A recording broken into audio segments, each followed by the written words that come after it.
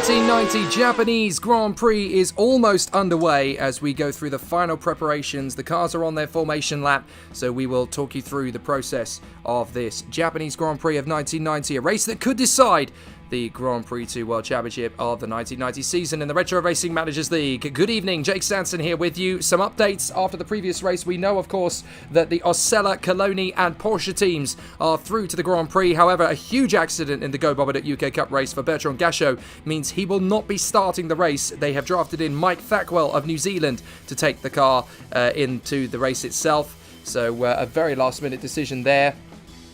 But it is an absolutely fascinating situation for the Go Bobbit at UK Cup race. Michael Schumacher has been drafted into the Williams team in place of Thierry Boutsen, who of course is now in the Porsche. And he will be there, as well as Jean-Denis Delatraz in the Ligier in place of Eddie Cheever. So a fascinating situation. Now, of course, we go into the Grand Prix with 7 drivers in the hunt for the World Championship. It was 8, but Nelson Piquet had to take pole position in order to keep the championship alive, and he has not managed to do so. That has gone the way of Nigel Mansell in the Ferrari. He takes pole position here at the Japanese Grand Prix from Ayrton Senna's McLaren. Gerhard Berger's is in 3rd, ahead of Jean Alesi in the Tyrrell. Then it's Alessandro Nannini in 5th place in the Benetton, ahead of Riccardo Patrese Williams. Mika Hakkinen in the Brabham is alongside his teammate Alain Prost. Then it's Stefano Modena in the Ferrari alongside Michael Schumacher making his Williams debut.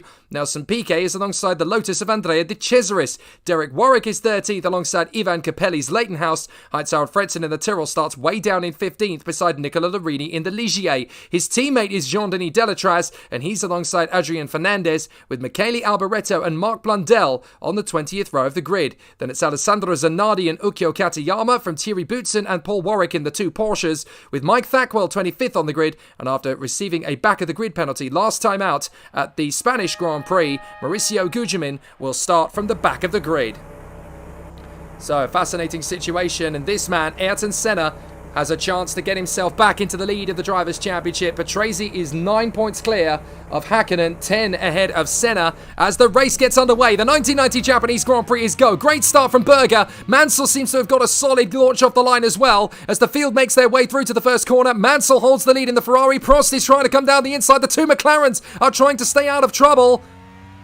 But the field has got through, and the 2 Brabhams have made a great launch. They are 4th and 5th now, Hakkinen and Prost, so they have come through, the 2 Prosts, in a good position. It's a terrible start for Michael Schumacher in the Williams, who's down to 12th place in behind Piquet and ahead of Derek Warwick in the Lotus.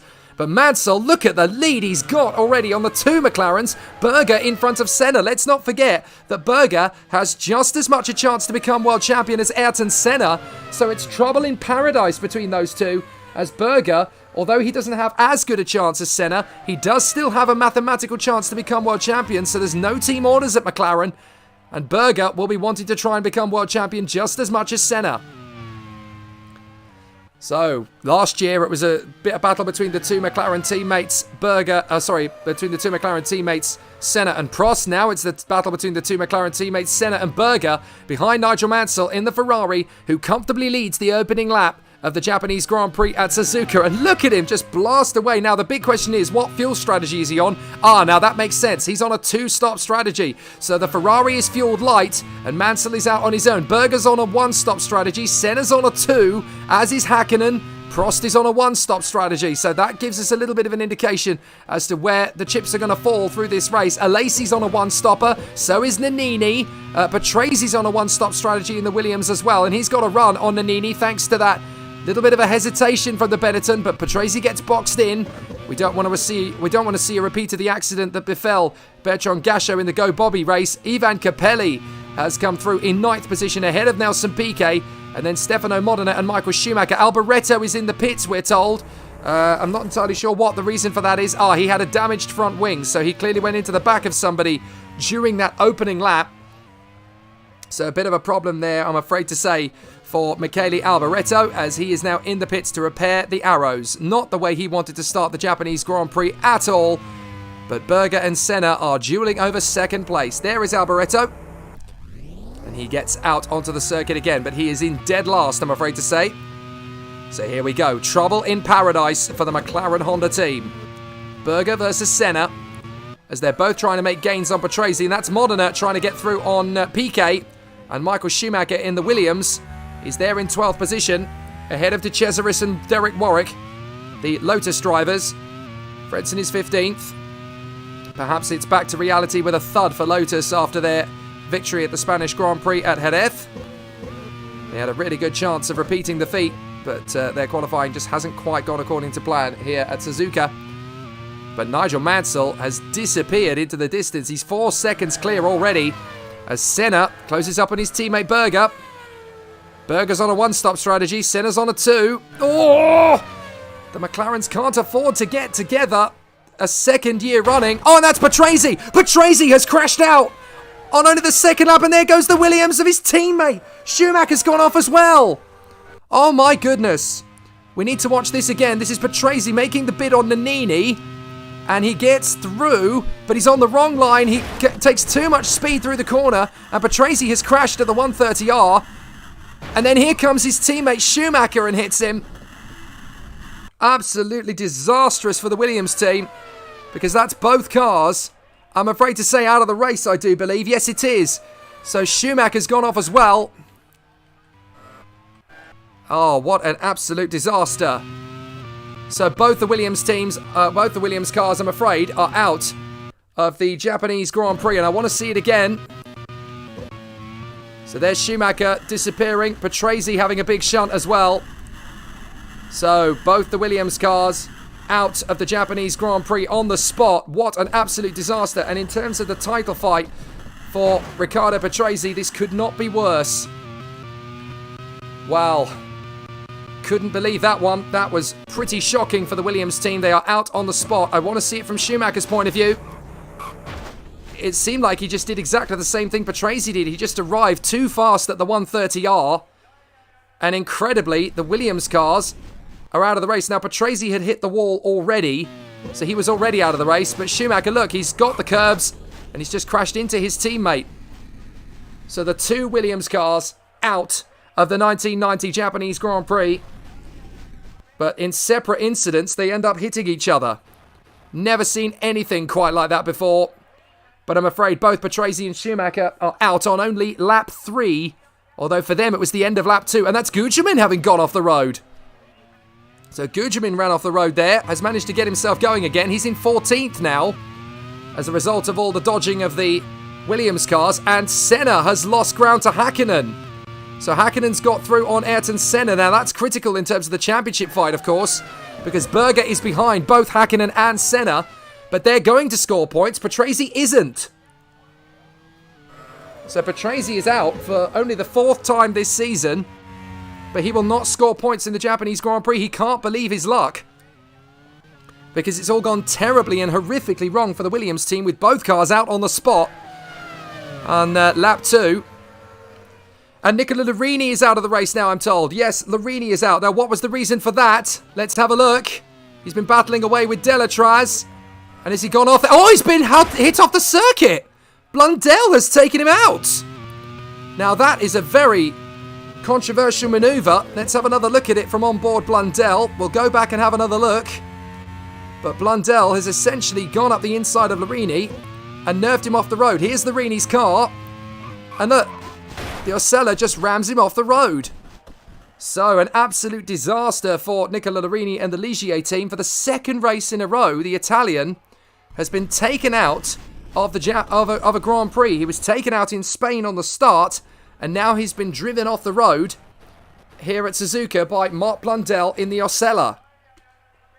So that is a very controversial moment in this race as we watch Nigel Mansell in the Ferrari, 5 seconds clear of Gerhard Berger, as Häkkinen and Senna battle for the victory here at Suzuka. They are in 3rd and 4th places behind Gerhard Berger.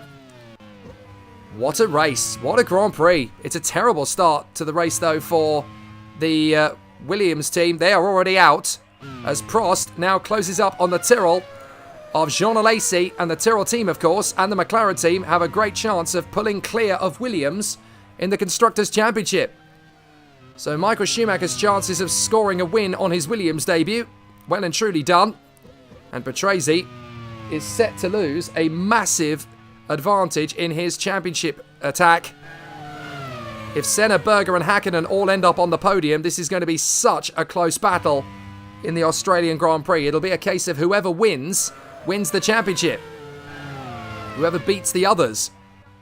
So it could be just like the 1986 title fight with so many drivers in the hunt. That was Modena battling with Capelli and De Cesaris. And De Cesaris getting held up there a little bit by the Ferrari of Stefano Modena. But his teammate is well clear in the lead and Berger cannot catch him. So Gerhard Berger is having a terrific race in the lead in the McLaren in terms of his championship opponents, because Berger is set for 12 points at the moment, and that would put him on 81, just 5 behind Patrese. Senna is on course for 8 points, so that would put him on 84, just 2 behind Patrese. And Hakkinen is currently now second, having got past Berger. So Hakkinen is past Berger. Now this is pretty dramatic stuff, and that's De Cesaris going off in the Lotus, right in the path of Modena's Ferrari. Modena's going to commit round the outside, and he keeps his foot in, and he's through. Good move from Modena. So the Ferrari driver into the points at the expense of De Cesaris, and now De Cesaris is going to lose ground to his teammate Derek Warwick, who gets the move on the inside as well. A big mistake for De Cesaris, but Hakkinen is now in second ahead of Berger, so Hakkinen's looking at 12 points. And that's going to put him into the lead of the championship on 89. Berger's looking at third. That's going to give him 10. And that's going to put him on 79. Just 7 behind Patrese. Senna is looking at 8. And that's going to put him on 84. Just 2 behind Patrese. So it really is going to be a close battle in this Japanese Grand Prix. But with Patrese out, the title fight is going to go down to the wire at the Australian Grand Prix, whatever happens. What a thrilling Grand Prix it is here in Suzuka, and we're only on lap 5.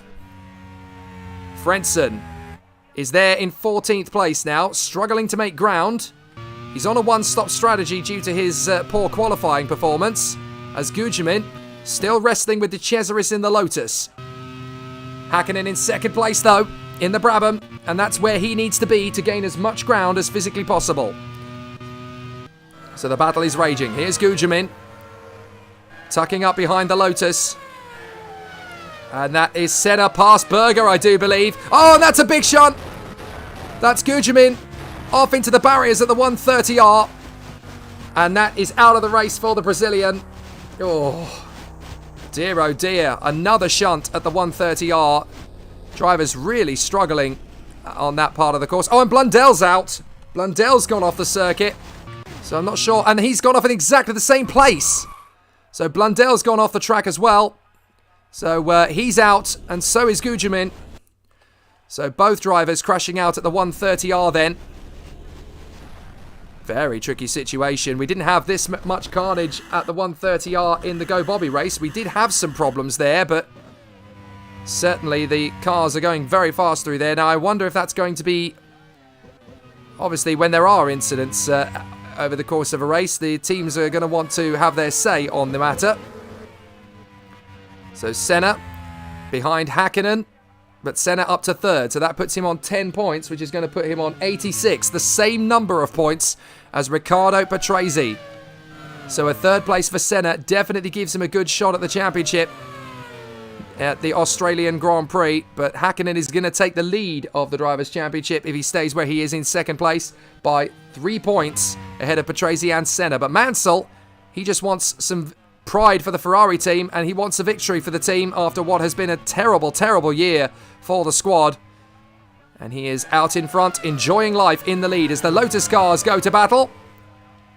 Now careful, boys, because we've already seen the 2 Williams cars go off. Up the inside, Warwick bails out, and De Cesaris catches the car! Hits the barrier, off he goes. And De Cesaris, I'm afraid, is out of the Japanese Grand Prix. Wow. Big drama, big situation here for the cars. And it's definitely not what we came to see. So Mansell running in the lead of the Japanese Grand Prix as De Cesaris has gone off on lap 7. We now have several cars out of the race, and that's now 6 retirements. So Mansell, Hakkinen, Senna, Berger, Alesi and Prost. So a thrilling Grand Prix at this moment in time as we have Mansell ahead of Hakkinen, Senna, Berger, Alesi, Prost, Piquet, Nannini, Capelli, Modena and Warwick. It's Derek Warwick in 11th position. Frentzen is 12th. Then Delatraz in the Ligier is in 13th place. Zanardi is next up in the Osella. Then Katayama in the Coloni. Fernandez in the Arrows. Boutsen in the Porsche. Thackwell in the Coloni. Paul Warwick in his Porsche. And Alboreto in the Arrows after the damage he sustained on the opening lap. No problems at all for Mansell. Hakkinen in second place. Senna in third. They're keeping themselves very much in the hunt at the moment as the battle resumes. In the title fight, it's going to go down to the wire at the Australian Grand Prix. Whatever happens now with the championship leader, Riccardo Patrese, catchable and out of the race. So there's Capelli going through at lap 8. And the Leighton House doing a grand job. They're in position as Ayrton Senna is still trying to keep in touch with Mika Hakkinen. Here's Thackwell.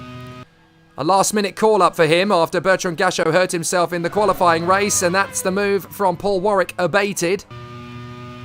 But Nigel Mansell leads in the Japanese Grand Prix in the Ferrari, and the Japanese fans do love their Formula One. There are massive Japanese followers of the Ferrari, the Japafosi, as they are sometimes known. So the Japafosi cheering on Nigel Mansell at the lead of the race. Hakkinen second, Senna in third. And there's Modena making his bid for Capelli. He thinks better of it, though. Bailing out of the move. Definitely the right call there. Discretion, the better part of valour.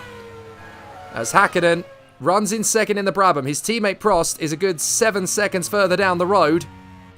So Hakkinen, with the chance to win the championship, has definitely been given the better push from the Brabham team this weekend. So Hakkinen is their star. And obviously the chance to become world champion is not lost on the Brabham team. Here's Prost and Piquet. Two drivers that have been battling with each other since time immemorial. Into the 130R, and they both managed to make it. So that proves there's not really an issue with the corner. It's clearly just a few drivers pushing too hard at the end of the season, and the end of term atmosphere is really starting to become an issue for some of them. We've lost both the Williams cars, and we've lost Gugelmin and Blundell. And then, of course, we've had an issue for Nicola Larini being taken out by Blundell, with Andrea De Cesaris out of the race as well after spinning off at the 130R. So several drivers just pushing too hard in the early stages. No mechanical problems to speak of, but just some clumsy driving. Oh, and that's Piquet getting around the outside of Prost. Has Prost got a problem? Yes, he's got a loose wheel. A loose wheel for Alain Prost in the Brabham. And I'm afraid that's it. The Frenchman is out of the race again. So Alain Prost in the Brabham is out of the Japanese Grand Prix. He pulls off before Capelli gets there. So that was sporting from the Frenchman. But I'm afraid Alain Prost in the Brabham is out of the Japanese Grand Prix at Suzuka. And much to his annoyance.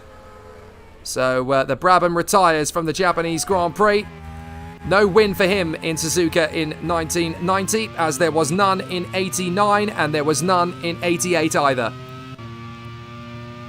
So for the second year in a row, Alain Prost retires from the Japanese Grand Prix. But Mansell is leading ahead of Hakkinen, with Senna in third, Berger in fourth, Alesi in fifth, and Piquet in sixth, ahead of Nannini, Modena, Capelli, and Derek Warwick. So Nigel Mansell in the Ferrari, finally getting some decent track time out in the lead of a Grand Prix, as Frentzen is there in 11th position behind Derek Warwick. And the Tyrrell has worked his way through the field. Have we got a problem? Oh, that's Katayama having gone off. Katayama's hit the barriers on home soil, I'm afraid. So a big problem there, and I'm afraid that's Sergio Katayama out of the Japanese Grand Prix. So Sergio Katayama retires from Suzuka right in front of the home fans. So that is not good news from his perspective and his point of view. As we ride on board with Alboreto, Katayama's car, you can see there, is craned off the circuit. And, well, the Japanese star is the latest to join the 130R barrier. So he will not finish strong in his home race. But the championship battle really is heating up now, because Hakkinen is looking at taking the lead of the Drivers' Championship by 3 points to Patrese and Senna, who will be tied on 86, 3 points behind the Brabham. with any one of them able to win the championship. Whoever wins the race of those three essentially becomes world champion next time out. Without any shadow of doubt, because if Patrese wins, yes, Senna will beat him on countback if they tie for points. So that is potentially a consideration for Patrese. But if he gets fastest lap or a pole position as well, he can beat him fair and square. But Riccardo Patrese can't help but feel demoralised after this exit at Suzuka in the Japanese Grand Prix, as Nigel Mansell leads by 8 seconds to Häkkinen in the Brabham, Senna in the McLaren, Berger in his own McLaren Honda, and Jean Alesi in the Tyrrell ahead of Nelson Piquet's Benetton. Great battle into the corner. Are they both going to make it? Yes, they do. Thackwell and Warwick, as Nigel Mansell leads in Suzuka. Now, Ferrari are going to have a very strong lineup for next season, because Mansell will stay on at the team as the ipso facto team leader, and young German star Michael Schumacher will join the Ferrari team next year. With a strong testing program and a very exciting lineup for 1991, Ferrari should be right back to their best, and certainly here at Suzuka, they are proving that it could be possible. We're not far away from a title attack for Ferrari again, as Piquet and Nannini run in 6th and 7th place. We're just watching Alessandro Nannini there in the Benetton. So the battle resumes, and it is going to be very exciting indeed. So the battle is continuing at this moment in time, and it's Nigel Mansell who continues. Now, with him being on a 2-stop strategy, he should be into the pits within the next half dozen laps or so. Now, what's Häkkinen on? He's also on a 2-stop strategy. Senna is as well, but Berger in the McLaren is on a 1-stop strategy, and he is losing a lot of time. Oh, that's Warwick. Where's he gone off? He's gone off somewhere completely different. Spun the car, and he is going again. So what's happened there? Let's have another look at it. Warwick is behind. He's behind the Coloni, and he's just drifted off the circuit. That's what's happened there for Paul Warwick. He's lucky that he can get the car going again, actually. But Paul Warwick does indeed right the Porsche and brings it back onto the circuit. So it's a problem for Paul Warwick, certainly, but he's not out of the race in the Porsche. He just keeps the car going. So that's a moment averted there for the British driver, Paul Warwick, who will be the Williams team test driver in 1991, as he and Thierry Boutsen are spending these last 2 Grand Prix developing the Porsche engine ahead of next year. And who knows, they could even, in a race as frenetic and chaotic as this one, they could even score points today, which would definitely be a massive boon for the Porsche team. But Mansell leads Häkkinen, Senna, Berger, Alesi, Piquet, Nannini, Modena, Warwick and Capelli. As Frentzen runs in 11th position, Delatraz is 12th in the Ligier, Zanardi is 13th in the sole remaining Osella. And I'm told by race control that the incident between Larini and Blundell is being investigated. So Mark Blundell in the Osella is being investigated for his manoeuvre that took Larini out of the race. And that could come back to bite him by the time we go to Adelaide in Australia. But Mansell leads Häkkinen, Senna, Berger, Alesi and Piquet. 18.7 seconds between them all at this moment in time. And here's Delatraz, making his Grand Prix debut, of course, the Swiss driver. He's been in sports cars all year long and dabbling in a little Formula 3000 too. But here he is behind Heinz-Harald Frentzen, the German, in the Tyrrell. And can he get through? No chance. Frentzen's not going to let a new boy take his place away from him as Delatraz recovers. But that could have been very nasty indeed. So Nigel Mansell continues on his way as he searches for another victory in the Ferrari. His last win was, of course, last year's Hungarian Grand Prix when he thrilled the crowd. As Paul Warwick is about to lose the position here to Michele Alboreto. Alboreto goes through, and Alboreto loses it. Well, this is the thing. You just can't try the overtake at the 130R. It just doesn't seem to work. As Alboreto crashes out of the race, he just finds himself in the wrong part of the racetrack at the wrong time. And the arrows goes off. So Michele Alboreto is out of the Japanese Grand Prix, along with the likes of Alain Prost. Oh, and Fernandez has got an engine failure. An engine failure for Fernandez. You can see there a big explosion in the back of the Ferrari engine. And that is, oh dear, that's a big fire. So that's definitely not what you like to see. in a Grand Prix as Fernandez parks the arrows, and it's game over for him. So that's the Mexican out of the Japanese Grand Prix for a completely different reason. Alboreto crashes out and Fernandez with an engine failure, both on the same lap. This race is going to be high attrition, isn't it? And it's been a long time since we've had a race of high attrition. The Belgian Grand Prix at Spa is basically the last time, as Alesi battles with Piquet. So Alesi and Piquet having a terrific battle for 5th position, and Piquet's got a good run on the Frenchman.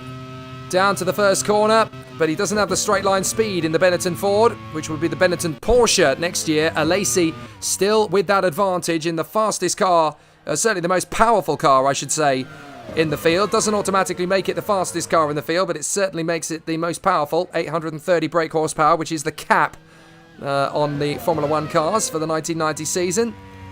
It will remain at that for 1991.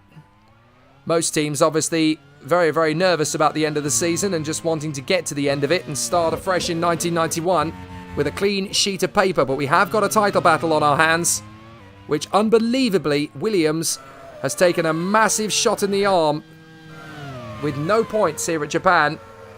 So in terms of the Constructors' Championship, that means that Williams will remain in 3rd place, with Hakkinen with a chance to close them down in the Brabham, and both McLaren and Tyrrell with a chance to pull away.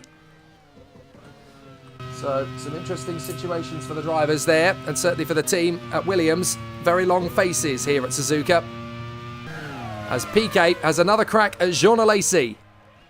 Let's see if Piquet's going to get the move here. No, he thinks better of it. He's seen what's happened with the other cars out there. Oh, and Zanardi drifts off the circuit, but he saves it this time.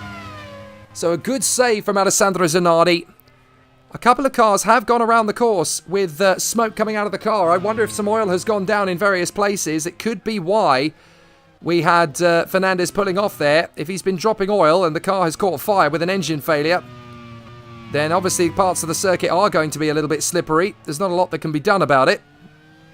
We're in the Japanese Grand Prix now, and anything that happens, happens. So Delatraz has just managed to get past Heinz-Harald Frentzen. So a good overtaking move there from the Swiss, Jean-Denis Delatraz. Frentzen can't quite believe what's happened there. And here's Ayrton Senna, still trying to stay close to the Brabham of Mika Hakkinen. And Hakkinen's definitely not pulling away from Senna, as Mike Thackwell in the Coloni, running in 15th out of 16. There's a bit of a lock-up there. Only Paul Warwick is behind him, and that's because of the spin that they had earlier on. This is what I'm talking about. If the two Porsches just keep going in 14th and 16th, if we lose many more cars, we are going to have a very, very tough battle in the championship. So Mansell, Hakkinen, Senna, Berger, Alesi, Piquet. Here comes Piquet having another go. So Piquet is going to try his luck. And this will be quite the rhythm and quite the fight between Piquet and Alesi as Senna continues on his way in 3rd in the McLaren. Charging after Mika Hakkinen in the Brabham. Here's Piquet having a go at Alesi in the Tyrrell for 5th position.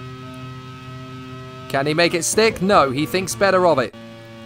Time for another opportunity somewhere else, thinks the Brazilian. And the fellow Brazilian, 1988 world champion Ayrton Senna, is pushing to become world champion of 1990. But the man in front of him now has the best chance, Mika Hakkinen of Finland in the Brabham Honda. And it would be the first championship win for a Brabham driver in 7 years, after Nelson Piquet won the title for Brabham with BMW engines in 1983. Could Mika Hakkinen become the first ever rookie world champion? It could happen, and the Finn is doing everything he can to make it so. 2nd place would definitely put him into the lead of the Drivers' Championship now with Patrese out. But you don't know what's going to happen to Mansell up the road, and you don't know what's going to happen to Hakkinen either, as Delatraz loses out to Capelli. He tries to get the overtake, and it isn't going to work this time. So Capelli remains in P10. Here's Hakkinen in the Brabham. 2nd through the 130R as Ivan Capelli runs in P10 ahead of Jean-Denis Delatraz in the Ligier and Heinz-Harald Frentzen in the Tyrrell. And I'm sorry to say for the Tyrrell driver Heinz-Harald Frentzen, this is definitely looking like curtains in terms of his bid to become World Drivers' Champion. He is the last man in the title fight, 7th in the standings on 55 points. But his 10th position last time out at the Spanish Grand Prix. And then his sub-points battle at the moment is definitely counting him out of the Drivers' Championship. He had finished 4th and had 3 wins this year. He's had more wins than any other driver in 1990. But Senna has the chance to win 4 and is currently running in 3rd behind Häkkinen. Mansell is having a steady afternoon, though, in the lead in the Ferrari. Now, it can't be too long before he makes his pit stop. We're just looking at the fuel for the cars. Well, Häkkinen's going to be coming in before Senna. That's good news for the McLaren driver, because Senna is keeping with him. Berger's got a little bit longer to go on his one stop. So does Alesi. Piquet should be coming in anytime soon in the Benetton. Nannini is going on a one-stopper, as is Modena in the Ferrari. Warwick in the Lotus 2, and Capelli. Delatraz will be coming in anytime soon in the Ligier. Frenson's on a one-stopper. Zanardi's on 2. What about Thierry Boutsen? Is he on a one-stop strategy in the Porsche as well? That looks like a one-stop to me. And then you've got Mike Thackwell in the Coloni on a one-stopper. And I think Paul Warwick is on a one-stop strategy in the Porsche as well, because they are basically doing their testing during a Grand Prix. And there's Nigel Mansell in the Ferrari in first position, not far away from making his first pit stop. So Ayrton Senna is in second position when Mansell makes his pit stop. Häkkinen, of course, will be due in very soon. Here's Ivan Capelli battling away with the Ligier of Delatraz. Delatraz keeps the car on the road behind Ivan Capelli and is still gunning for the final point. So things have settled down now at the Japanese Grand Prix at Suzuka. A few laps of carnage, and I think that might be down to... now, apparently Adrian Fernandez is under investigation because a few teams have spotted him going around the course with leaking fluid. So maybe that is what eventually resulted in his engine failure. So apparently Adrian Fernandez is under investigation. The Arrows team could well face a fine here, because obviously, if it's been going on since the start, he did a good 15, 16 laps. And there's Mansell lapping Warwick. No problem at all to get past the Porsche, and he's not going to make any silly mistakes into the 130R to lap a back marker. So Mansell stays in the lead at the Japanese Grand Prix, and it would be amazing for him to finally get a victory after such a hardship year for the Scuderia, as Modena drifts wide, controls it nicely, doesn't lose the place, doesn't lose time, and doesn't damage the car. So the circuit is very slippery then, as Häkkinen comes in. Häkkinen pits from P3.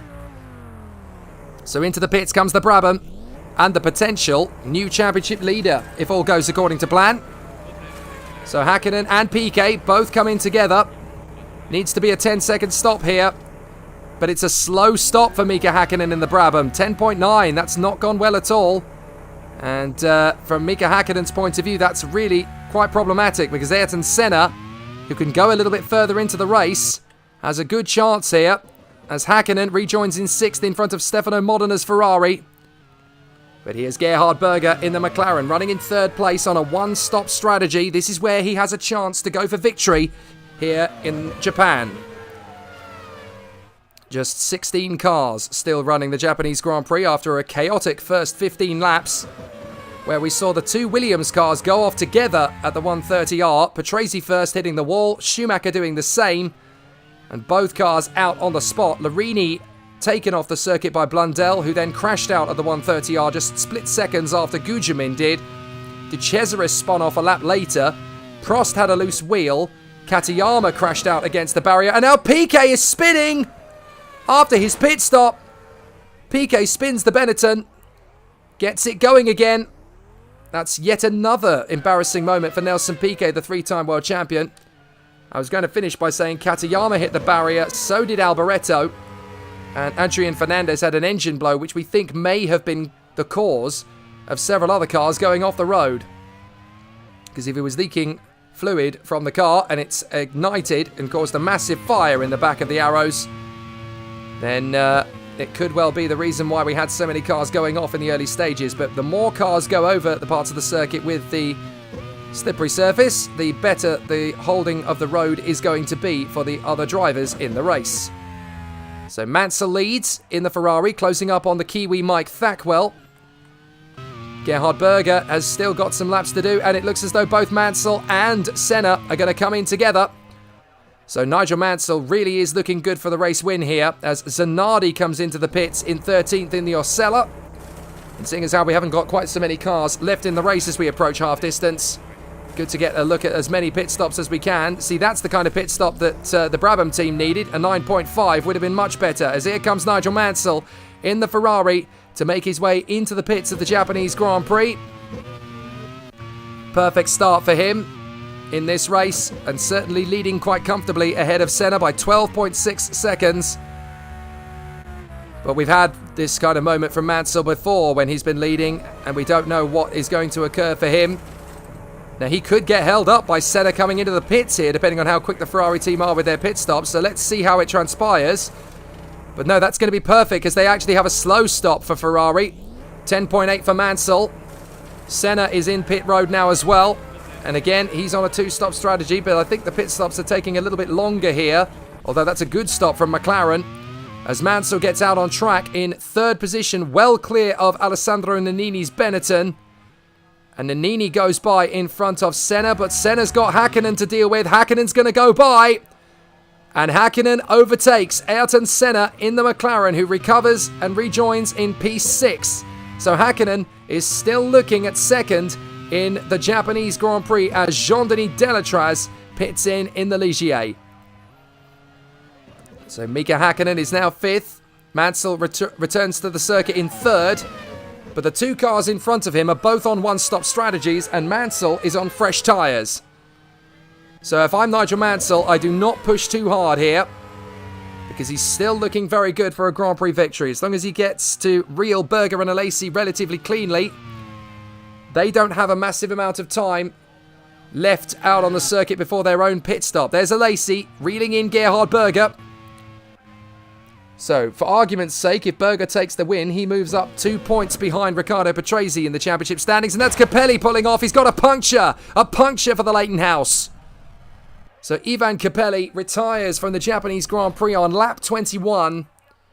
And that leaves us with only 15 cars. We are going to have a real race of attrition. It tends to happen, doesn't it, at the end of a season, when cars are just being pushed to their limit all season long.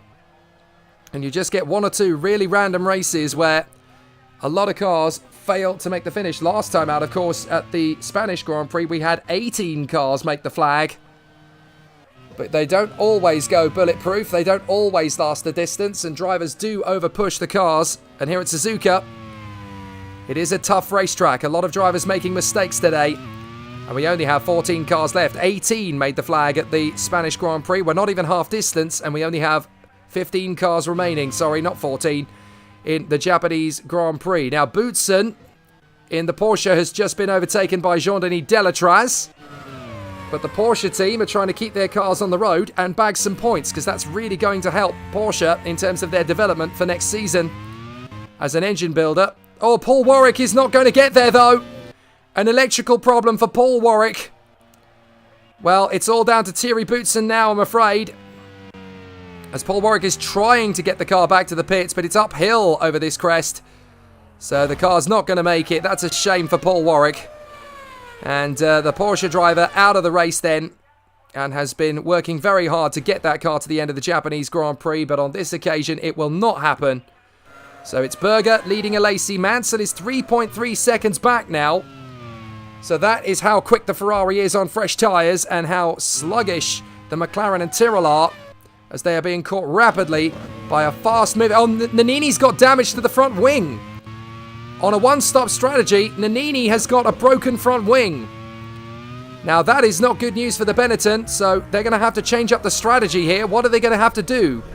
Will they go to the end? Yes, he's going to fuel the car to the end of the race. So a big problem for Alessandro Nannini. He was on a one-stop strategy anyway. But that means his tyres are going to be very worn indeed at the end of the race, because he's going to have to go longer with that set than he thought he would have to originally. He's going to have to go 31 laps on that set of tyres. So Alessandro Nannini in the Benetton definitely on the back foot now, as he rejoins in 10th position in the Japanese Grand Prix. But this is not good news for the Italian, who was in 4th position. So there is Gerhard Berger leading the Japanese Grand Prix in front of Jean Alesi and Nigel Mansell, who is catching them rapidly. What's the difference in speed? There it is. You can see there, Alesi, and here's Mansell. Now, Mansell's got to time this right. We've seen several drivers making mistakes in the Japanese Grand Prix. Mansell gets up alongside Alesi. Bail, Nigel. Bail. Bail. Bail out. Bail out. He does. Well done to Nigel Mansell. And that's Frentzen. Frenssen's got an electrical problem now as well. So Heinz-Harald Frentzen in the Tyrrell pulls off behind Nelson Piquet. Oh, well, that, I'm afraid, is Heinz-Harald Frentzen out of the fight for the World Championship. And now we only have 13 cars left running in the Japanese Grand Prix. So it's a very dramatic day at the office then, here at the Retro Racing Managers League. And the Japanese Grand Prix now has just 13 cars remaining before we even get to half distance. So how many cars are going to get to the end of the Japanese Grand Prix? Berger leads, Alesi second, Mansell is third, ahead of Hakkinen, Senna, Modena, Derek Warwick, Piquet, Nannini, and Delatraz, who is in the points, would you believe, on his debut. The Ligier driver from Switzerland. Boutsen in the Porsche is 11th, Zanardi in the Osella is 12th, and the Coloni of Thackwell is 13th. So one of those teams could well end up scoring a point in the Constructors' Championship. And I can tell you that Coloni has not managed to do that, nor have Osella, nor have Porsche. The only teams from pre-qualifying that have managed to score championship points in the Constructors' battle this year are Lola, Minardi, Monteverde, Eurobrunn, and Real. So for all three teams just outside the top 10, this is their chance to get points in the Constructors' Championship, as Zanardi has a bit of a moment out of the final turn. But the race goes on and on. 24 laps will have been completed when Berger crosses the line this time by, as Senna has caught Hakkinen. Look at this. So Senna has caught up to Mika Hakkinen. Mansell is right in there behind Jean Alesi, and he's biding his time. He's picking his moment to go for the overtake. Here he comes into the final turn. Can Mansell get there on the inside of Alesi? Storms up the inside. Brilliant from Mansell. Heroic from Il Leone. And Alesi is now in the firing line of Mansell into turn one, but he has to bail out of it. Mansell on fresher tyres, doing a much better job. And now he's going after Gerhard Berger. So are we about to see a dramatic change in the championship fight? Because Senna is currently 5th, chasing down Hakkinen. Berger and Alesi still have to make their one and only pit stops, but Mansell is determined to win the Japanese Grand Prix of 1990 for Ferrari. And his teammate Stefano Modena is having a good race. He's in P6. As Ferrari try to close up on, well, what is effectively 6th in the Constructors' Championship, because Lotus have two cars, one car in the race, sorry, for Derek Warwick, but if he drops out, then Ferrari could gain a massive amount of points if Mansell gets the victory. So Ferrari still have a chance to overhaul Lotus. It doesn't matter if they overhaul Leighton-House, because they will not be in the top 10 next year, as Honda have taken them over. Delatraz nearly overshooting there at turn 1. As Nigel Mansell sets off after Gerhard Berger. Former teammates, these two, at Ferrari last year. And Alessandro Nannini in the Benetton running in 9th place at the moment. So we're on lap 25 of 53, and half the field is already out. We haven't even got to half distance yet. Such has been the drama of the Japanese Grand Prix so far. But Gerhard Berger leads Mansell. Alesi is 3rd. Hakkinen is 4th. Senna is in 5th position, right behind the Brabham. In fact, I'd quite like to see that battle. There is Senna. He caught up to Hakkinen initially. But yeah, he's had a bad lap. Look at that, a 1:31.7. He's dropped right off the pace of Hakkinen. He must have made a mistake somewhere. But we ride on board with Gerhard Berger, who is being reined in by Nigel Mansell's Ferrari. Now this is going to be a tough race battle. But as long as we get to 75% of the race distance, the race can be declared at full points if the race is stopped for any reason. Now, it's not happened yet in the Retro Racing Managers League. It probably should have been at the US Grand Prix at Phoenix. But the RRML can reserve the right to grab the race as it is and declare a red flag. I don't think there's any reason to at the moment. Drivers have just been pushing too hard. They need to sort out their driving standards, essentially, here at the Japanese Grand Prix, as Boutsen comes in. So Thierry Boutsen in the Porsche pits in, and he pits in before Zanardi, before Thackwell. And they are one place away from a championship point, Porsche. So this is quite crucial. Berger is not far away from coming into the pits for his one and only pit stop. Mansell is now half a second behind him. So this could be the lap that Mansell gets his chance, as into the pits comes Jean Alesi in the Tyrrell. Perfectly on cue, on schedule for the Tyrrell driver. So Hakkinen goes back into third, Senna goes back into fourth, and Modena and Warwick will both get past as well, as Senna pits in for 11.5 seconds. And there's a good chance that Piquet will get past Jean Alesi as well. But here is Berger and Mansell, the two drivers battling for the victory in the Japanese Grand Prix. Berger on a one-stop strategy, Mansell on a two-stop strategy, but Mansell wants to get past Gerhard Berger on the racetrack. He doesn't want to do it in a pit stop strategy. He doesn't want to do it in such a namby-pamby fashion. That's not the Mansell way. So let's see if Nigel Mansell is going to make his bid on Gerhard Berger. Nice and early. Oh! Berger's not going to let a move like that happen. No chance. So now it's going to be into the 130R. Nigel needs to keep his cool here. Gerhard Berger's got old tyres. Is Mansell going to get the move into the 130R? We've seen several moves here go wrong. But Mansell is already pulling alongside. And he commits to the move. And he gets it. Nice work from Mansell. He leads the Japanese Grand Prix. Excellent overtake from the British driver, as Berger has to continue on in second place with burnt out tyres, and he is going to come into the pits next time round. So Nigel Mansell does what other drivers failed to do, execute the perfect overtake into the 130R.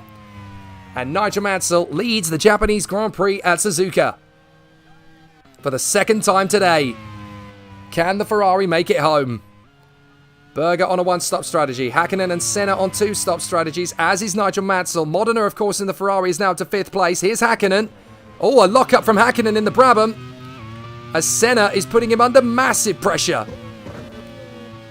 So Ayrton Senna giving Hakkinen all sorts of strife, and if he can get by, then this is definitely going to be a good chance for the championship for Senna. Hakkinen is doing his best to keep the Brabham as wide as possible. Senna flings it up the inside too early.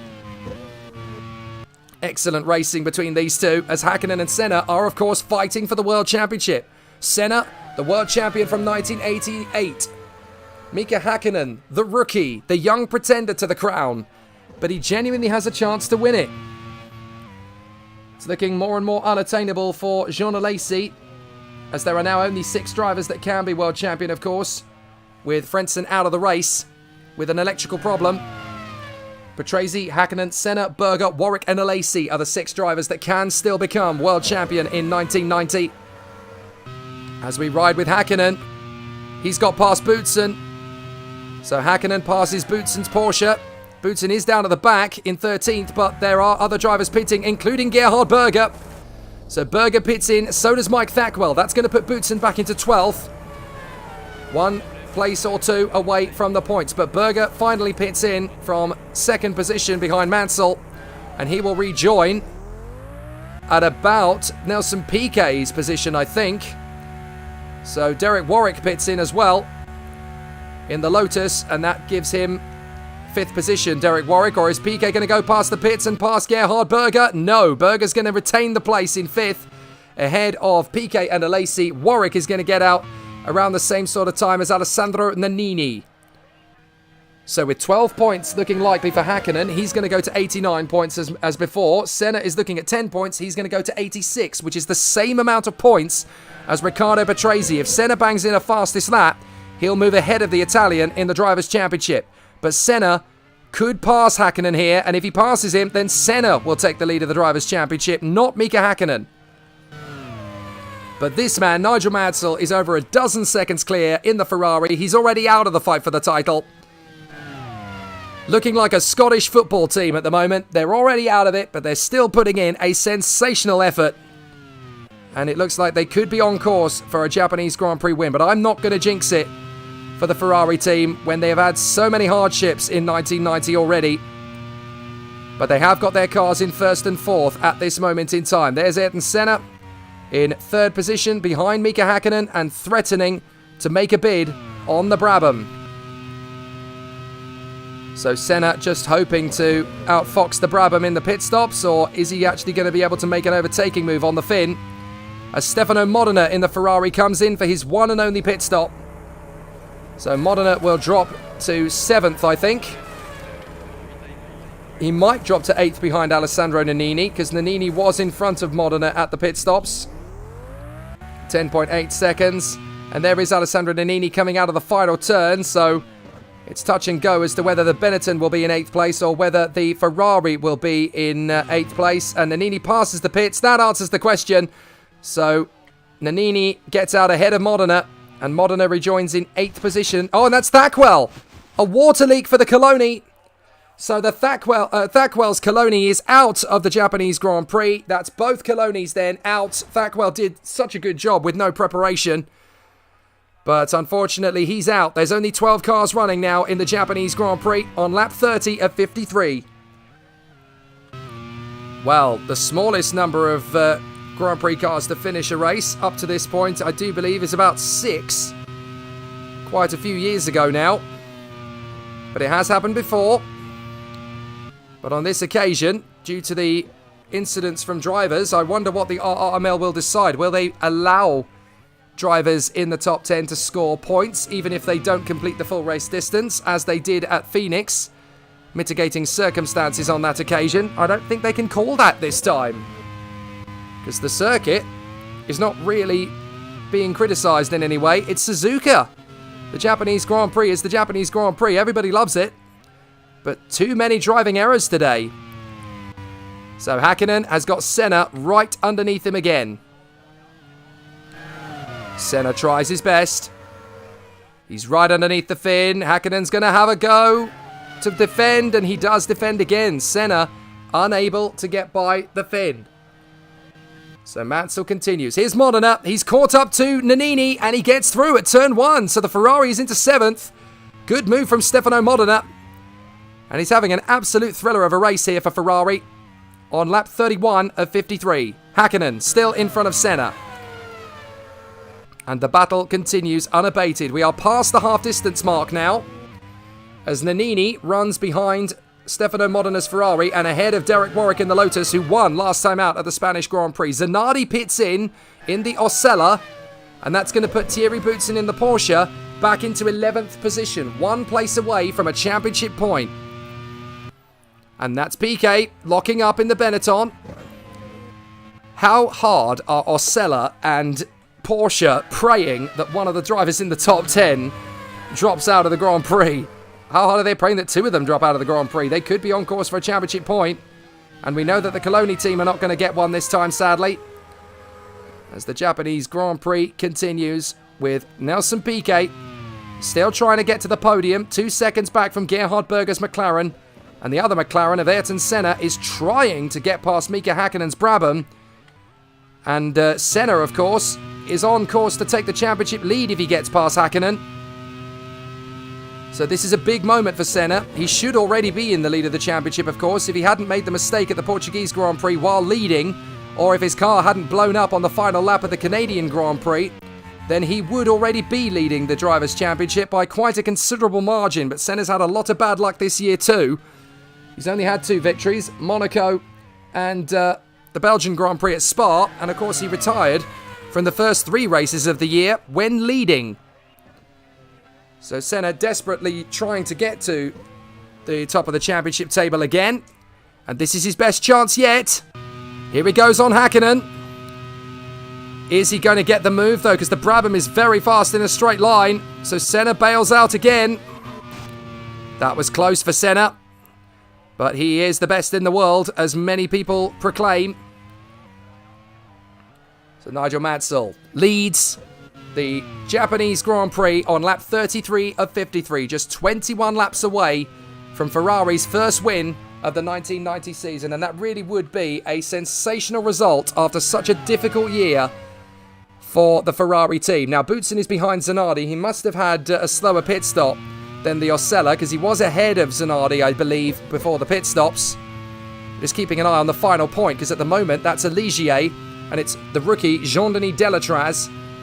Or it could be Alessandro Zanardi in the Osella, or it could be Thierry Boutsen, who has won twice this year, but this weekend he's in a Porsche. I wonder if he's feeling quite good about being in a Porsche when he was in a Williams, because that didn't last 2 laps for either Patrese or Schumacher. They both went off together, and I think Patrese, very much the man who instigated it, just made the mistake. Now we're hearing that actually an investigation has been done into the incidents and Fernandez has been cleared of all wrongdoing. Apparently, when Patrese's car hit the wall, it actually burst the water tank. It actually burst the water. It basically burst the water tank, and obviously we can have water leaks in these cars, as we know. So when he hit the wall, Patrese ended up having a massive accident, as we know, and water went everywhere down at 130R. And that is why we've had so many cars having problems at the 130R. So it's actually Patrese's own fault on the second lap incident, going off the circuit, and his car, it did smack the wall very hard at the 130R. But unfortunately, such a ferocious accident, it burst the water tank in the car that cools the engine, and unfortunately, water went all over the circuit. So that's what we're hearing. That's the reason why we lost so many cars in the early stages of this race. So a double embarrassment for the Williams team. We had a few observers go and have a look at the scene and see what happened, and we obviously have a few photographers down there and a couple of camera crew as well. There's Nannini, and he's being caught rapidly by Derek Warwick in the Lotus, although Warwick has just had a very poor third sector because Warwick was right behind. Here's Senna trying again on Hakkinen. This is for the lead of the Drivers' Championship. Whoever takes the lead from the other is going to be the championship leader at the end of this race if they finish second and third. Because there is only 1 point between them in the Drivers' Championship. Hakkinen is a point ahead of Senna. Senna tries again. Down the straight towards the 130R. Can he overhaul Hakkinen this time? Surely not. He's going to bail out of it. He keeps his foot in, Senna. That was brave. But he can't get past Hakkinen. So Mika Hakkinen in the Brabham still runs in second place ahead of Senna. Berger is fourth. Piquet is fifth.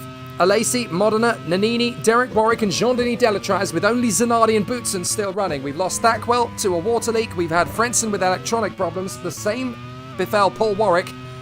Capelli had a puncture. Fernandez had a blown engine. Alboreto, Katayama, both crashed. Prost had a loose wheel. I'm not sure whether that was him running over a curb or what. De Cesaris, Gugelmin, Blundell, Larini, Patrese and Schumacher all crashed. As Senna tries again on Hakkinen. What is he doing trying there? It's never going to work. Because Hakkinen is a very talented racing driver. He's always going to keep his foot in at that point on the course. He's never going to give Senna a whiff of opportunity. A lot of people rating Mika Hakkinen incredibly highly, and he could become a rookie world champion and the first world champion driving for Brabham since 1983. So Senna is trying to overhaul Mika Hakkinen in the Brabham. Can he make it work? He's still hustling him. At least 30 points have got away from him this year, possibly even more. Oh, that's Modena! That's Modena in the Ferrari! Well, that's very bad news indeed for Stefano Modena. He was driving a beautiful race, but I'm afraid that's Modena out of the Japanese Grand Prix.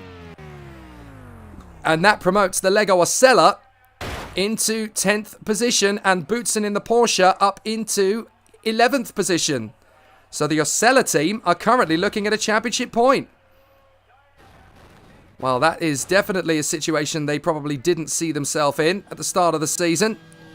So there's Nigel Mansell leading the Japanese Grand Prix. Senna is again all over the back of Mika Hakkinen. This is the fight for the man who takes the lead of the Drivers' Championship. With Patrese out, these two are fighting to become the new championship leader. Senna tries again at a corner that he's never going to make the overtake. Senna's getting desperate here. And every time they hustle each other, they lose more ground to Nigel Mansell out in the lead. They both have another pit stop to come, so I think the McLaren team are going to have to outfox Brabham in the pit lane. So there's Nannini in the Benetton, running in 7th place ahead of Derek Warwick's Lotus and Delatraz in the Ligier. Zanardi is 10th in the Osella, looking at the final point at the moment. And Thierry Boutsen in the Porsche is 11th. It doesn't happen very often, but we've seen quite a lot of drivers retiring from the Japanese Grand Prix of 1990. As Senna has another go at Häkkinen. He's got to come from a long way back. But will they make pit stops before they start to have an on-track battle? That's going to be the big question. Mansell is not pitting on this lap, I can tell you. As Häkkinen crosses the line, is he pitting? No, but Senna is. So Senna and McLaren are looking to do the undercut here. And this is going to be fascinating. Can they jump Brabham in the pit stops? I think Brabham are only going to go one lap further into the race, as is Ferrari's Mansell. But there's two battles here. Mansell to win the Japanese Grand Prix, and Häkkinen and Senna to become the championship leader of the 1990 title fight with one race to go. As Alesi laps Boutsen. You don't hear that too often, but Alesi in the Tyrrell has lapped Thierry Boutsen's Porsche. And Boutsen, of course, is doing an extended test session, but there's a good chance that a Porsche may score a point today, the way things are currently looking. We're on lap 37 of 53, so I think we are beyond 75% distance. But to complete the full distance of a Grand Prix, I think cars have to complete 46 laps of 53. So it is going to be tight as Senna closes in on Häkkinen. Can he get the psychological advantage by passing him before the pit stop? Senna's giving it a go. This is brave from Senna. Will he commit? He doesn't. So he doesn't go for the overtake in the end. He had to think about it, but now he comes into the pits. So Ayrton Senna, the 1988 world champion, is bidding to become the championship leader in a season that really should have had his name all over it. So can Ayrton Senna get the job done here? This pit stop is so important to the outcome of the World Championship. So they're going to work. They've only got 16 laps to go in the Japanese Grand Prix. That's a fairly reasonable stop. 9.6 seconds for Senna. Piquet comes into the pits as well. Berger goes through. Now that's interesting. Berger has actually got past. That's how much time they've lost. So Berger is now into second place and into third place, and he can go to the end of the Grand Prix. So Häkkinen and Senna have lost so much time to each other that Berger is going to get past them both. So Häkkinen, going slowly, has not been able to take full advantage of the situation here as Piquet rejoins behind Derek Warwick. Now that's also a bit of a jump for the Lotus team as Lotus have made a place there on Benetton. But Mansell in the Ferrari comes into the pits for the last time in the Japanese Grand Prix with 15 laps to go at the end of this one. So into the pits comes Nigel Mansell, and he will not lose the lead because Berger is 40 seconds back. Häkkinen's going to come into the pits on this lap as well. So Nigel Mansell should get in and get out again with the lead of the Japanese Grand Prix still intact. It's a good stop. 9.7 seconds for Ferrari. So Nigel Mansell is going to come into the pits no problem at all and get out again with the lead intact. Now here's Häkkinen in the Brabham. This is for the lead of the championship, don't forget. Because Senna is exactly 10 points back from Patrese. So if he gets third behind Berger and then sets the fastest lap of the race. But Berger is in the championship hunt, don't forget. And if he gets second, that's job done from his perspective. Is Senna going to beat Häkkinen out of the pits? Because Alesi's gone past the pits. He's up to third and he can go to the end of the race as well. No, Senna is not going to beat Häkkinen out of the pits. So now they're fighting for fourth. But Berger and Alesi can go to the end of the Grand Prix. Häkkinen and Senna have held themselves up. This is great news for Berger. He is now set to take the lead of the Drivers' Championship next time out in Australia. But he's several points back, and the Benettons are now squabbling with Derek Warwick. Nannini's up to 6th. Warwick is in 7th. Piquet is in 8th. And then we have Delatraz, Zanardi, and Boutsen, who are scrabbling over the final 2 points paying positions. But Gerhard Berger in second place is set to move into second place in the Drivers' Championship. With a second place finish, he can move up to 81 points. So this is good news for Berger. He's still in the hunt for the Drivers' Championship. Now, Warwick is only looking at 4. That's going to count him out of winning the title, I'm afraid. Mansell's already well long gone out of the title, but he could still win the Japanese Grand Prix and is looking likely to do so. If he can bring the Ferrari home, this would be a heroic victory for the Ferrari team after the year they've had. So a lot of Tifosi all around the world are hoping that this is going to be the moment for Nigel Mansell and Ferrari. But Jean Alesi, what a comeback drive from him. Now, third position is good, but it's not quite going to be enough to keep him in the title fight. So Piquet in the Benetton, running there in position with Warwick. Well, actually, let me do my math, because I think Alesi's third place would be enough to keep him in the title fight, but only just. Because Alesi would be on 73 compared to Riccardo Patrese on 86. No, yes, he would still be in the hunt for the title. But it is going to be very, very close indeed. And if Warwick gets 7th place, that will score him another 4 points. That will count him out, I'm afraid. Oh, no, sorry, it won't, because Patrese hasn't scored. So, essentially, Warwick would have to be pole position, fastest lap, and race win, with the other 5 competitors out of the hunt for the title.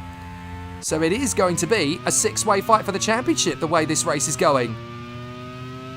What a sizzling end to the Grand Prix season this is going to be. When was the last time that 6 drivers could become world champion at the end of a Formula 1 season? I don't think it's ever happened. So Mansell, Berger, Alesi, Hakkinen, Senna. Zanardi gets lapped, and Mansell sets the fastest lap of the race. Now that's pretty crucial, because the fastest lap of the race comes with a bonus point. Look at how much ground the Osella is gaining in the slipstream of the McLaren. That is pretty unbelievable, as Alesi is being caught now by Hakkinen and Senna. So there we go. This is the battle for 3rd place, and this is also for the lead of the Drivers' Championship, as Derek Warwick battles with the Benettons of Nannini and Piquet. Up the inside goes Warwick. Have they got it done? Yes, he has. Warwick is through into 6th place past Nannini and Piquet. So that gives the lie to the fact that there's something wrong with the circuit, because now in the last few attempts at going through, the drivers have been able to get through without problem. Now this is very tough indeed. Alesi, Hakkinen, Senna. A 3-way scrap for 3rd position in the Japanese Grand Prix. Hakkinen's going to launch it. Alesi goes through in the normal line, and Senna is now right behind Hakkinen. This is going to be an absolutely thrilling title showdown next time out in Australia. 5 of the main title protagonists are in the top 6 and scoring enough points to keep themselves in the hunt, with Patrese out of the Japanese Grand Prix. This is going to be an amazing, nail-biting showdown at the Australian Grand Prix at Adelaide next time out. 13 laps to go. And I think we are going to get enough finishes for a point score from everybody, as Hakkinen makes his bid on Jean Alesi in the Tyrrell. 3rd position, up for grabs. Can he get there? Oh, he has a go. It doesn't work, and Senna's got good momentum now on the Brabham. But Hakkinen's going to try again on Alesi. Alesi's got worn tyres. Here comes Hakkinen. Surely this is going to be a good chance for the Finn to move into 3rd place. They go side by side, and if Hakkinen gets into 3rd, he takes the lead of the championship, which he does. So Hakkinen is now a point clear of Riccardo Patrese. If he stays in this position, Mika Hakkinen will take the lead of the Drivers' Championship. Oh my word. What a sensational final 2 races this is turning out to be in the championship. This man, Gerhard Berger, is right in the hunt too, in 2nd place. He's going to be on 81 points. Patrese is on 86. If Hakkinen stays where he is, he's going to be on 87. If Senna stays where he is in 5th, he is going to be on 84. He's going to be on 82. So Senna needs to get past Alesi as well. I wonder if Alesi dropping to 5th is actually going to cost him any chance of battling for the title. It's going to put him on 69 points, with the potential for... yes, it is still just mathematically possible, because Patrese hasn't won any Grand Prix. So Alesi could tie with Patrese and still win the title on countback. So here comes Senna making his bid on Jean Alesi, and he thinks better of it. There's still a long way to go in this Grand Prix.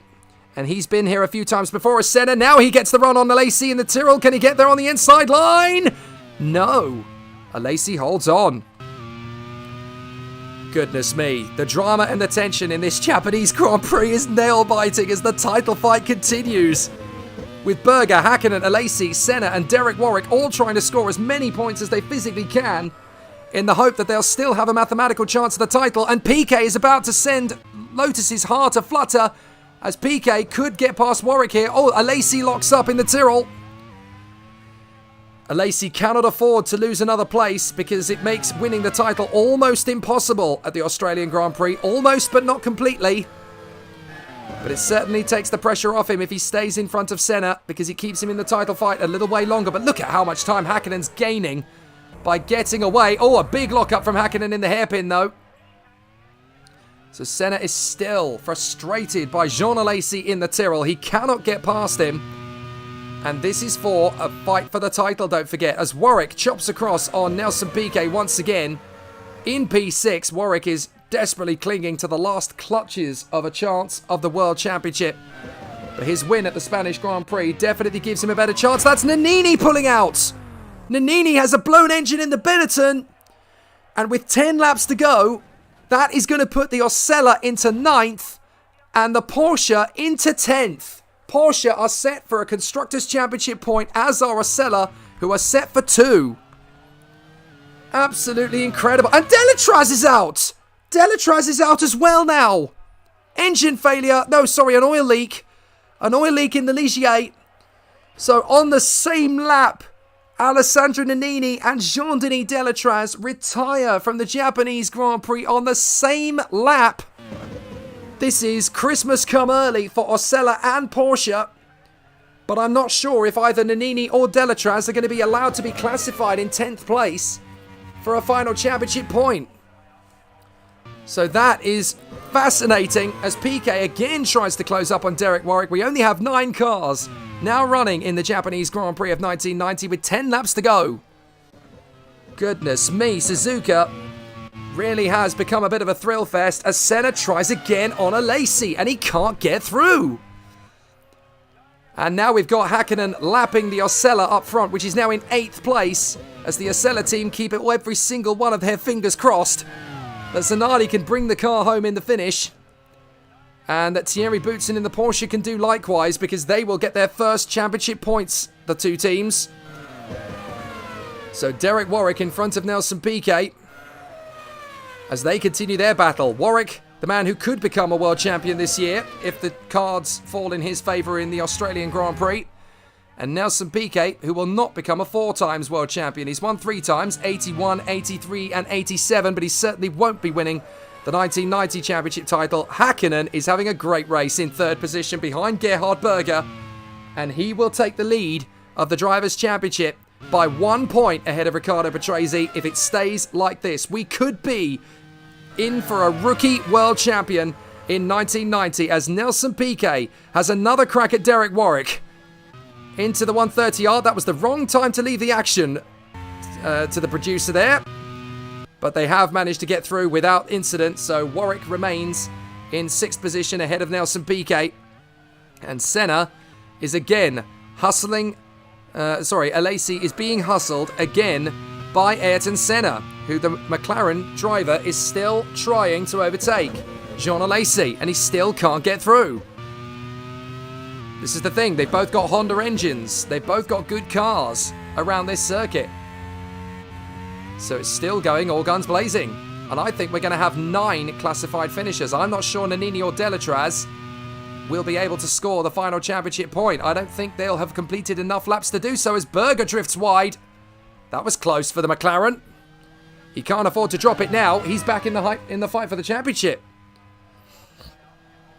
Well, with Senna down in 5th place, he will only score 6 points. That's going to put him on 82. 1 point ahead of Berger if he stays where he is. And Hakkinen will be on 87. So that will be 4 drivers within 6 points of each other going into the Australian Grand Prix. And Alesi is trying to hang on to another couple of points in 4th position. Senna tries his best. Alesi again shuts the door. Now Alesi is in 4th. That's good for 8 points. That's going to put him on 69. which will give him, well, with Hakkinen now in third, that's actually going to count him out of the championship. Oh, and Piquet's gone off. Piquet in the Benetton goes off at the 130R. And I'm sorry to say, he's hit the wall quite hard there. He's stalled the engine. So Nelson Piquet, an embarrassing end to the Japanese Grand Prix for the 3-time world champion, as Nelson Piquet crashes out of the 1990 Japanese Grand Prix in Suzuka. He will not win here this year.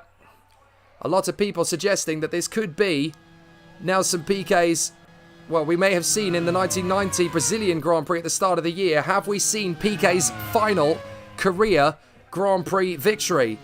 Interesting debate as Warwick comes around the outside of Thierry Boutsen in the Porsche, who will move up into 8th position. So the Porsche team are going to score 3 points if they just bring the car home now.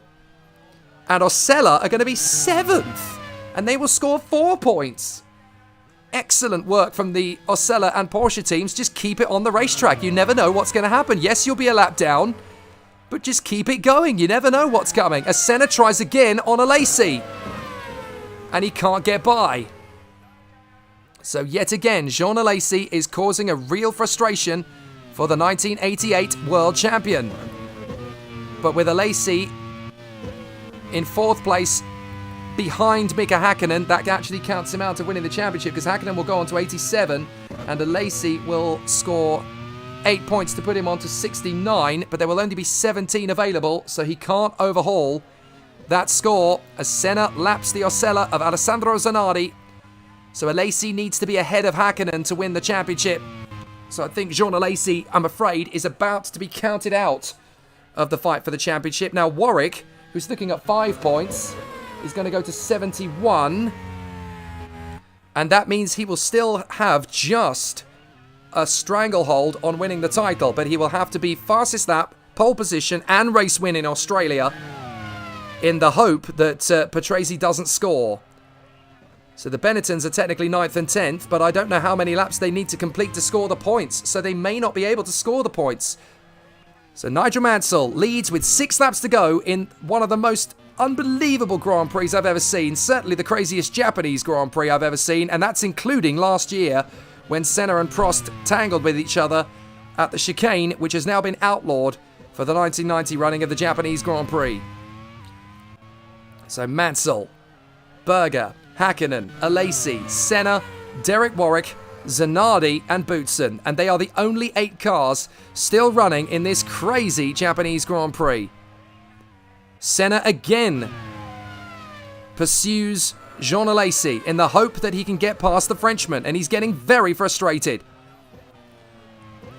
So it'll basically be whoever beats the others at the Australian Grand Prix of the title contenders, whoever wins the race is probably going to be the world champion. But Senna is all over the back of Jean Alesi, as Berger is only 2.2 ahead of Hakkinen now. Hakkinen is actually catching Berger quite quickly as Boutsen comes into the pits. What's happened to Boutsen? He's got a puncture. Well, thank goodness the Porsche was able to make it back to the pits, because now a points finish is still on the cards for Thierry Boutsen and the Porsche team. Still in 8th place. So here's Senna in 5th position. Senna behind the Tyrrell as he continues to charge forward. So now the competitors continue on their way as Senna rocks up behind Jean Alesi in the Tyrrell again. Can he make the overtake? He's going to get close to him this time, but I don't think he's quite going to be close enough to make the move into the 130R. If he keeps on his tail, he may get the chance into the final corner. Senna's having to think differently this time. He's got the slipstream. Is this going to be the move at last from Senna on Alesi in the Tyrrell? He dives to the inside. Alesi squeezes him. Still he can't get by. Goodness me, it's so close between those two now as Hakkinen reels in the Austrian Gerhard Berger in 2nd place. And if Hakkinen gets past Berger, he adds 3 more points. He adds 2 more points to his score, and he takes the lead of the Drivers' Championship by 3 points to Gerhard Berger. 3 points to Patrese, not to Berger. But we have 5 laps to go. And goodness knows how this incredibly dramatic season is going to end. This man's got no pressure at all up front. He's just keeping the Ferrari on the straight and narrow. And with 5 laps to go, I can tell you that every single car in the race now is definitely going to score points, which is very good news indeed for all of the teams involved, including both Osella and Porsche. They will score points, and that is great news for them, no matter what happens to them. So the McLaren of Gerhard Berger is being caught by Mika Hakkinen, but Alesi and Senna are very close together. Here comes Senna again to attack Sean Alesi. Alesi's tyres well and truly destroyed, but the car is fast in a straight line, and that's what is keeping the Tyrrell in the fight here. Senna backs down, but he's going to be closer to Alesi than ever before. He looks left this time, but he's got a chance into the first corner. So again, Senna is still on the hunt of Alesi. This time, surely he's going to have his best chance yet, but when he pulls out of the slipstream, he can't quite overhaul the Tyrrell. So Senna is still giving it the beans here, still right behind Jean Alesi. And still he can't catch him. 4 laps to go. Gerhard Berger in front of Mika Hakkinen in the Brabham. And Hakkinen is closing in on Berger. The gap is down to 1.6 with 4 laps to go. But would Hakkinen try a move on Berger, knowing that Berger is a close rival in the championship fight? But Berger can finish behind the McLaren and still take the lead in the Drivers' Championship by 1 point. But every point could count in this championship. We've seen how close it's getting. And we've seen how desperately Ayrton Senna is trying to pass the Tyrrell of Jean Alesi. Now, Senna is going to leave the Japanese Grand Prix in 3rd place in the Drivers' Championship fight. But can he get past Alesi, who is out of the championship fight? But Alesi's not thinking of the Drivers' Championship anymore, because with Hakkinen in front of him, it's not possible. Unless Hakkinen has a problem. He's thinking about the Constructors' Championship for Tyrrell. 3 laps to go for Mansell, out in front. Here comes Senna, up the inside of Alesi again. Gets back in behind him, tucks back in. Can he get the move this time? This time he goes right. He's got a break later than Alesi. And he gets at the inside again, but again Alesi just slam dunks him. Such a close fight between these two. Great racing. And Senna is going to have to give it something pretty special if he wants to get 4th position in the Japanese Grand Prix. Unbelievable. But this man out in front is keeping it on the racetrack, keeping it on the island. He puffs up the tyres there. Just as I say that, Mansell is just 2.5 laps away from the victory in the Japanese Grand Prix. Here's Gerhard Berger in the McLaren.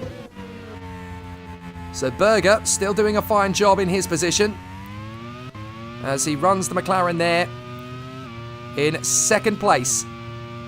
Just over a second ahead of Hakkinen. Hakkinen will get a chance on the last lap, I think, to have a go at Gerhard Berger. As Derek Warwick runs in 6th position and still technically, mathematically, in with a chance of winning the World Championship if he finishes 6th. So for Warwick, it's very important for him to stay there. So this is going to be such a tight mission in the championship fight. Hakkinen needs to get past Berger. Senna needs to get past Alesi. But look, the Tyrrell is faster than the McLaren in a straight line.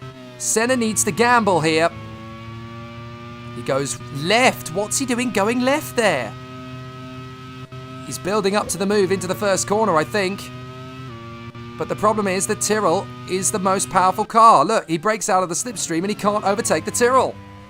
He's got to hope that the Tyrrell has a problem in the last couple of laps with his tyres going off, which is exactly what's happening to Berger. Hakkinen is reading him in big time.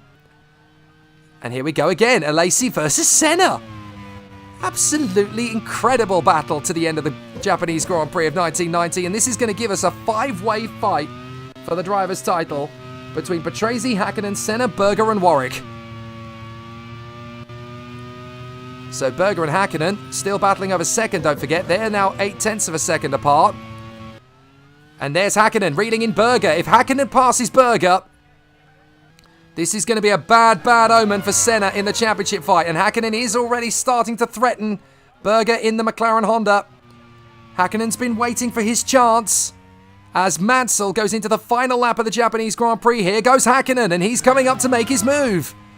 And I'm sure that Häkkönen's got a faster car in a straight line. He does, and Häkkönen takes second position in the Japanese Grand Prix, but he drifts, and Berger's got a chance to overhaul him again. But Häkkönen's into second. Mika Häkkinen is going to take the lead of the Drivers' Championship by just 3 points. Absolutely astonishing, but Berger's coming back at him. Berger is coming back at him at the last lap of the Japanese Grand Prix, and he's back through. Oh, goodness me. And here's Alesi and Senna battling over fourth. Is Senna going to get there to the inside? Yes, he does. He makes it. Senna's through to fourth on the last lap of the Japanese Grand Prix. So now Berger trying to stay in front of Häkkinen on the last lap.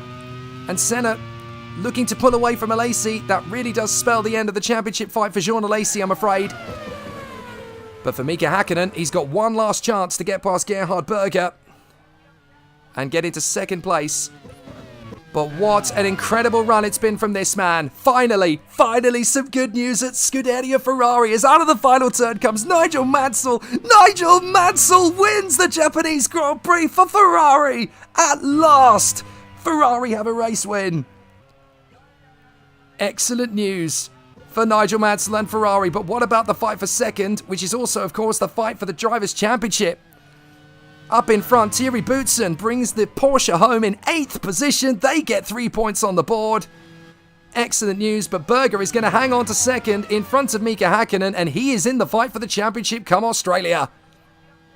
So Häkkinen takes the lead of the Drivers' Championship by just 1 point as Berger finishes second, Häkkinen finishes third, and behind them, Ayrton Senna is going to bring the McLaren home in 4th position ahead of Jean Alesi and Derek Warwick. What a crazy Japanese Grand Prix, but it gives us a 5-driver showdown for the Australian Grand Prix and the World Drivers' Championship. But finally, it's a win for Ferrari. Excellent work from Nigel Mansell. They've been threatening to do that all season long. They've had no luck at all, and here in Japan, Nigel Mansell proves that the Ferrari is a race-winning car in 1990. He does the business. Let's look and see. No, look, Piquet and Nannini are not eligible to get the points in 9th and 10th. So Mansell gets the victory. Berger in second. Häkkinen is third from Senna, Alesi, Warwick, Zanardi and Boutsen. And that's it. That's all we had at the finish. Piquet and Nannini out. Piquet with a crash, Nannini with a blown engine, Delatraz out with an oil leak, Modena out with an engine failure, Thackwell with a water leak, Frentzen with electrical failure, as was Paul Warwick in the Porsche, Ivan Capelli with a puncture, an engine failure for Fernandez, and other than Alain Prost with a loose wheel, everybody crashed out in the early stages. Alboreto, Katayama, De Cesaris, Gugelmin, Blundell, Larini, and embarrassingly on lap 2, both the Williams cars of Riccardo Patrese and Michael Schumacher. And Mansell takes the bonus point for the fastest lap of the race, which definitely makes it very tight indeed at the top of the drivers' table. What a phenomenal Japanese Grand Prix, and we have a 5-way showdown for the Australian Grand Prix next time out at Adelaide. That is going to be an absolute thriller. Join us for that, because it's definitely going to be must-see Retro Racing Managers League. I'm Jake Sanson. See you next time.